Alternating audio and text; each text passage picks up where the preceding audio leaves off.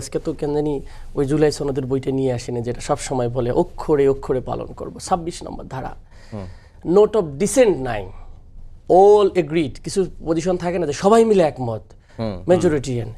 সেখানে বলা হয়েছে যে আনুপাতিক হারে সংসদ সদস্য নির্বাচিত সংখ্যা হবে, সে অনুযায়ী সংসদীয় সভাপতি দেয়া হবে।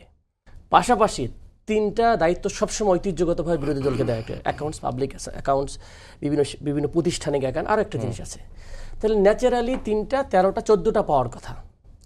10টাও যদি বিরোধী দলকে সরকারি দলের জুলাই সনদ অক্ষরে অক্ষরে পালন হিসেবে যে দিত, তাহলে বুঝতাম যে জুলাইকে মিনিমাম ধারণ করে। তাহলে জুলাইয়ের সাথে প্রতারণা কে করলো? আমরা। আচ্ছা আসেন, আজকের ইস্যুটা কোথায় দাঁড়িয়েছে? এই আইন তো 20টা আইনকে ল্যাপস করা হয়েছে, তাই না? ওই সময় 133টা অধ্যাদেশে। ইস্যুটা ছিল কি? এটা হচ্ছে অধিকতর ভালো আইন তৈরি করা হবে। That's the issues. ওনারা বলছে, আসেন লাইনে আসেন, অধিকতর ভালো করা হবে, জাস্টিফাই করা হবে, ফেসবুকে দেওয়া হবে, ওয়েবসাইটে দেওয়া হবে, স্টেক হোল্ডারদের সাথে কথা হবে, সেমিনার কথা হবে। আপনি বলেন, আইনটা আজকে তুললো, ওনারা বললো অনেক জাস্টিফাই। আপনি কি শুনেছেন কখনো যে সরকার এই গুম টুম প্রতিরোধ আইন নিয়ে 5টা সেমিনার করছে? না ভাই, আপনি শুনেছেন? তাহলে জাতির সাথে বিরোধী দল প্রতারণা করেছি ভাই আমরা।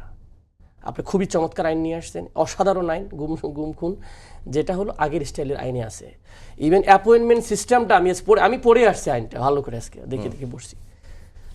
কোনো কাহিনী নেই এটা দিয়ে আপনার গুম প্রতিরোধ কেন? এই যে আমরা দেখলাম যে মিরাজ শেখ, আপনার বিবিসি দেখলেন যে 12 এপ্রিলে কিভাবে তাকে অ্যাবডাক্ট করা হয়েছে, গুম করা হয়েছে কোস্ট গার্ড দিয়ে, এবং তার ফ্যামিলি দিয়ে অভিযোগ দিতে গেছে, তাকে জেল খাটা হয়েছে তারা। এখন পর্যন্ত সেই মিরাজ শেখ কোথায়?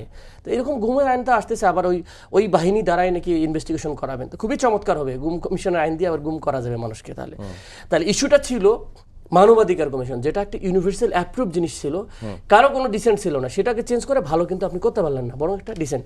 কেন এটা হলো? কারণ আপনি জুলাইকে যে চার্টার বলেন আর গণভোট যে ইস্যুটা ছিল, যে সংস্কার করে এগুলোকে আমরা একটা মানে কনস্টিটিউশনাল বডিগুলোকে আমরা নিরপেক্ষ না হলে অ্যাটলিস্ট একটা সিস্টেমের মাধ্যমে নিয়োগ করব, সেই জিনিসটা বাধাগ্রস্ত হল। সুতরাং আইনটা শুধু আইন না।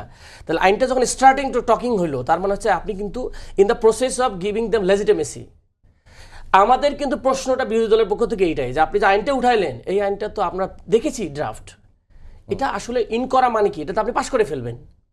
2/3 মেজরিটি মানে কি? আপনি কিছু করতে পারবেন আলটিমেটলি।